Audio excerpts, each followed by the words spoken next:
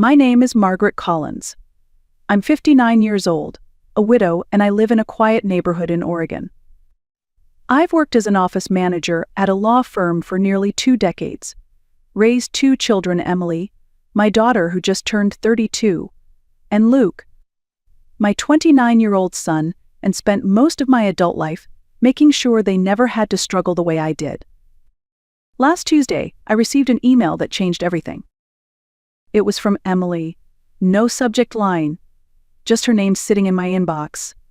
I smiled before opening it, thinking maybe it was a quick update or a sweet note before her big day. We had just spoken about her wedding plans a few weeks ago.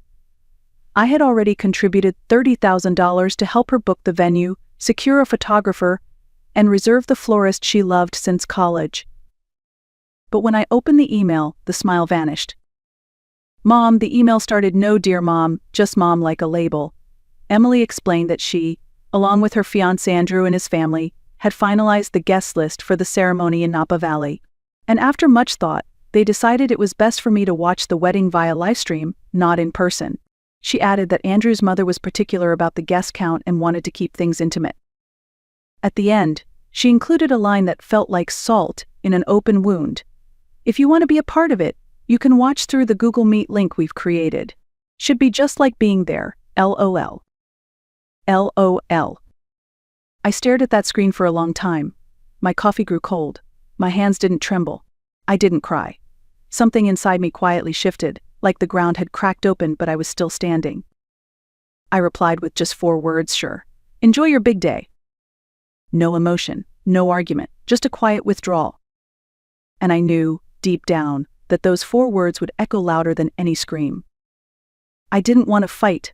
I didn't want tears. I wanted clarity. I wanted the silence to speak for itself. I closed the laptop, finished my now cold coffee, and got ready for work like it was any other Tuesday. But it wasn't. That was the day I stopped pretending that my sacrifices meant anything to my daughter. That was the day everything began to change. The drive to the office that morning was quiet. Oregon's early spring air still held a chill, but I barely noticed. My mind kept circling the same question: how did we get here? I've spent 18 years working at Caldwell Walker Law. It's not glamorous, but it's stable. And stability was what I needed after my husband died suddenly when the kids were still teenagers. I remember standing in front of our old washing machine, bills spread across the counter, trying to figure out how to pay for both groceries and Emily's upcoming college deposit.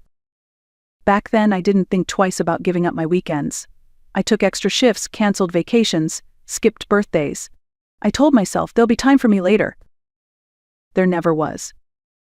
Every penny I saved went to Emily and Luke. When Emily changed majors twice and needed more credits, I paid. When she moved across the country for a short-lived job in New York, I covered her deposit and plane ticket. When she cried through her second breakup at 27, I flew out, held her hand, and made her tea in a kitchen that didn't feel like home. When Luke wanted to buy a house with his fiancée, I co-signed the mortgage and wrote the first $10,000 check without hesitation. I never kept score. That's what mothers do, right? But that email made me feel like a transaction, like I had been useful and now I wasn't, like I had a shelf life and it had expired. Back at the office, my boss Robert stopped by my desk.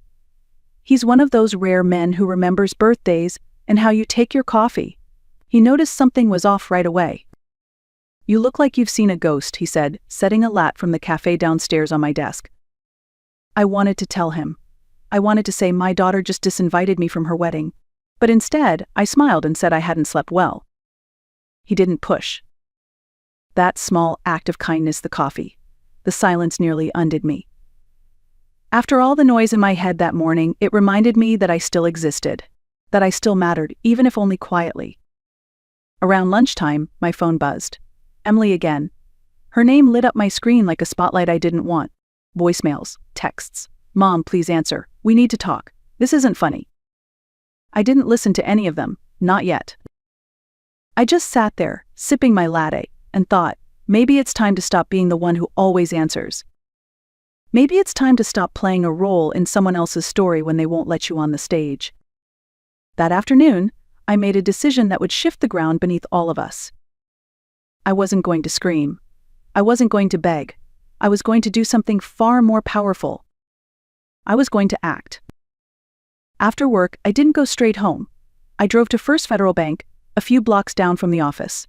Carlos, the branch manager, had helped me with everything from setting up college funds to adjusting retirement contributions. He always greeted me by name. "Mrs. Collins," he smiled, standing to shake my hand. "What can I do for you today?" I sat down across from him and placed my purse on the floor. My voice was calm, almost too calm. "I need to cancel a wire transfer," I said. He blinked. "The one to the Napa venue?" "Yes, that one." Carlos hesitated. "There may be a cancellation fee depending on timing, but may I ask why?" "The circumstances have changed," I replied, without elaborating. He looked something up on his screen. "You're in luck. It hasn't processed yet. Just in time." He paused, then looked up at me. "Are you sure, Mrs. Collins? $50,000 is a significant amount." I nodded. "I'm sure." $50,000. That was the amount I had planned to send next, on top of the $30,000 already gone. $80,000 total, for a wedding I wasn't allowed to attend. I signed the necessary forms and left the bank without a second thought. By the time I got home, there were 9 missed calls from Emily, 2 from Luke. One voicemail simply said, "Mom, please, don't do this." I turned off my phone. In the kitchen, I reached for the bottle of red wine I'd been saving for Thanksgiving. I hadn't opened it back then. Emily was supposed to visit, but she canceled last minute. "Work," she said. I poured a glass, took it out to the porch, and sat in the fading sunlight. Birds chirped in the trees. A neighbor's dog barked. Everything felt still. And then the memories started coming in waves. All the birthdays I planned alone. All the holiday dinners where I pretended I wasn't waiting for a call that never came. All the small sacrifices that nobody noticed. The new shoes I didn't buy. The car I drove for 14 years. The vacations I postponed. I thought about Andrew's mother, the woman who barely knew Emily, yet her opinion carried more weight than mine. The woman whose idea of family meant excluding the one person who had carried Emily through every hard season of her life. I thought about the way Emily signed off her email with LOL. As if watching your own daughter's wedding through a screen was a joke. And finally I thought about myself, not as a mother, not as a widow, but as a woman. What did I want? Peace, dignity. A life that didn't revolve around being useful to people who only showed up when they needed something. That night, around 9 p.m., the doorbell rang. I thought about ignoring it, but curiosity got the better of me. It was Luke, still in his office clothes, tie loosened, sleeves rolled up. He looked uncomfortable, holding his phone in one hand like a shield. "Mom," he said, stepping inside before I could speak. "Why aren't you answering your phone? Emily's freaking out." I shut the door calmly. "Hello to you too." He sighed, already pacing. "She says you're not coming to the wedding now, that you're being difficult." I laughed. Difficult? For not attending a wedding I was uninvited from? He shifted uncomfortably. "Andrew's parents are footing most of the bill, Mom. You know how traditional they are." I raised an eyebrow. Traditional? I already paid $30,000.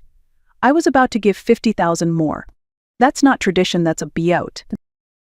He froze. "Wait, you were sending another 50. "Was," I said, sipping my wine. "But not anymore." Luke's face went pale. "Mom, they're counting on that. The venue, the food, the—" "Not my problem anymore," I said evenly. His voice rose. "Of course it's your problem. She's your daughter." "And I'm her mother," I said quietly. "A mother who was told to stay home and watch from a screen." He ran his hands through his hair, visibly agitated. "You always make everything about yourself." And that was it. That was the moment something inside me finally gave way. "Get out of my house." "What?" "You heard me, Luke. Get out." "Mom." "No," I said, firm but soft. "I've given everything I had, and I'm done being the villain in a story I wrote with love." Luke stood there for a second longer, then turned and walked out. The door clicked behind him quietly, but it felt louder than any slam. I stood in the middle of my living room, heart pounding, and realized something startling. I didn't feel guilty. I felt free. The next morning, I woke up to 43 missed calls and a string of frantic messages from Emily. They started with passive-aggressive guilt. "Mom, we need to talk." "Why are you doing this?" "This is childish." Then the tone shifted. "The venue just called. The payment didn't go through. We're going to lose everything if we don't pay by tomorrow. Andrew's parents are furious. They said this proves they were right about you." At 3:24 a.m., she sent. "I don't understand why you're doing this to me." I smiled into my coffee. Of course she didn't understand. Emily had grown up with my sacrifices woven so tightly into her life that she never stopped to question where the comfort came from, the security, the stability. She just assumed it would always be there. That I would always be there. But not this time. Later that morning, while I was reviewing contracts at my desk, an email popped up in my personal inbox. The subject line read, "Please don't ruin my wedding. I opened it without expectation. "Mom," she wrote, "I know you're upset about the livestream situation, but this is extreme. We've lost the venue deposit, and if we don't pay the remaining balance by end of day Paris time, the caterer walks. Andrew's parents are beyond upset. They're saying this proves you can't be reasoned with. Please don't do this. We can talk about you attending the ceremony, but we need the funds first." There it was. They were willing to talk about letting me attend, now that the money was gone. Not an apology, not a reflection. A negotiation. As if my presence at my own daughter's wedding could be bartered, bought, or sold depending on how generous I was feeling. I didn't respond. I closed the email and turned back to my work. Around noon, Robert stopped by my desk. "Lunch," he offered. "That new Italian place just opened." I almost declined, as I usually did. But something in me shifted. Maybe it was the clarity of the past 24 hours. Maybe I just needed to sit somewhere that didn't ask anything from me. So I nodded. I'd like that. Over pasta, he told me about his grandkids and how exhausting but beautiful it was to chase after them. His eyes were soft. Real. He paused and said gently, "Forgive me, Margaret, but you seem lighter today." I surprised myself. I told him everything.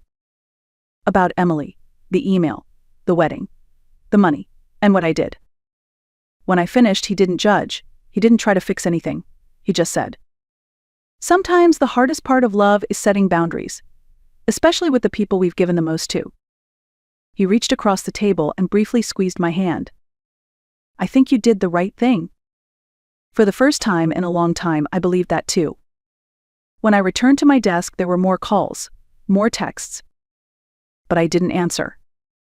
I didn't need to. Because for the first time, my silence spoke volumes. That evening, as I pulled into my driveway, the sky was already dimming. The porch light clicked on automatically. Everything looked still peaceful, even. But there was someone sitting on my front steps. As I got closer, I recognized her. Sophia. She stood up quickly, brushing invisible lint from her coat. Sophia had been Emily's best friend since 5th grade. She spent countless weekends at our house, baking cookies, watching movies, giggling in sleeping bags until dawn. I hadn't seen her in years. "Mrs. Collins," she said softly, "I'm sorry to drop by like this." "It's fine," I replied, unlocking the door. "Would you like some tea?" She followed me into the kitchen, her eyes scanning the familiar walls like they held old echoes. I filled the kettle and waited. "Emily sent you?" I finally asked. She didn't answer right away. Then, "She's a mess. They lost the venue. The florist dropped out. Andrew's parents are threatening to cancel the wedding."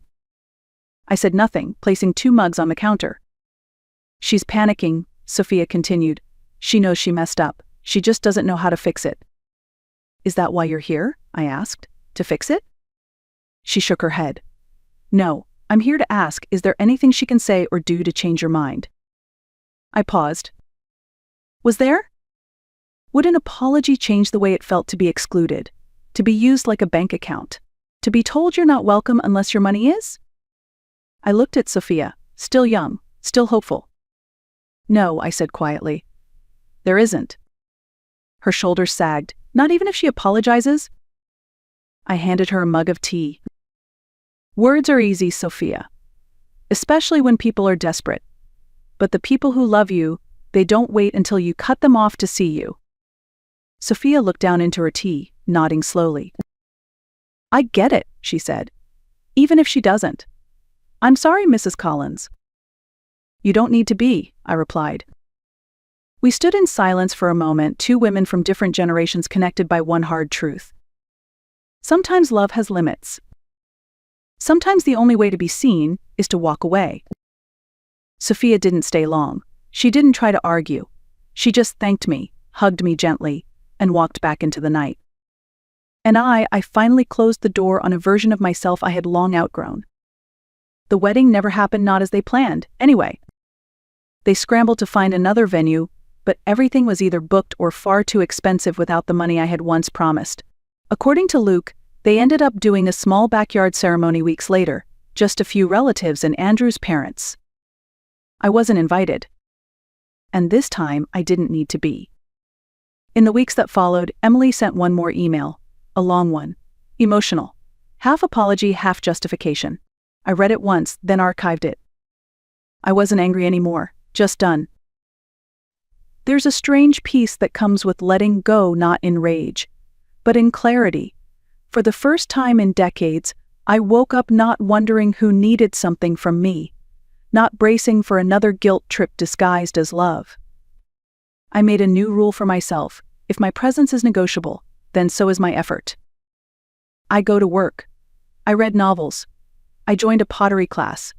I have dinner with friends who see me, not what I can give them. And I've learned something I wish I'd known sooner. You don't have to burn yourself to keep others warm. If this story resonated with you, share it, comment below. And don't forget to like and subscribe. Sometimes the strongest kind of love is the one you finally give to yourself.